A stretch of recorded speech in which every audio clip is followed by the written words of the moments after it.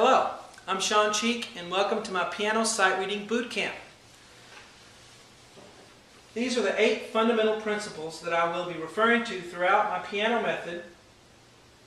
Now my piano method focuses on sight reading, and we need to have a definition of sight reading here. So let's look at the first point.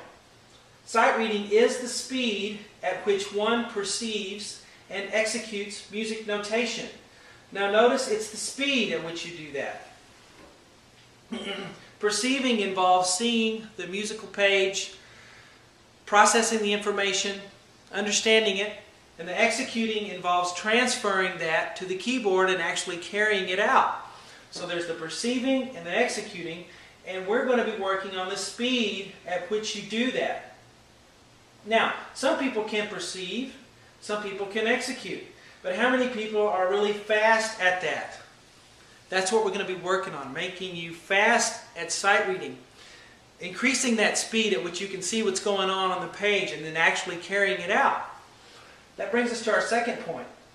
The better the sight reader, the more they can play in a shorter amount of time. Now think about that. If you're really fast at perceiving and executing music notation, you're not going to have to work on something as hard. You're going to be able to get a piece from the music store, sit down and work on it, play through it a couple of times, and you have it. All right? And then you're going to be able to play more things instead of just one thing at a time. And that's very desirable. This speed that we're after will increase by playing many easy pieces instead of few difficult ones. All right? We're not going to take one piece and beat it to death till it's absolutely perfect and until you've memorized it, and then move on to the next one and do the same thing. That is going to be contradictory to our purpose here. All right? There is a time and a place for memorization and perfection, but not here. We're trying to make our sight reading better.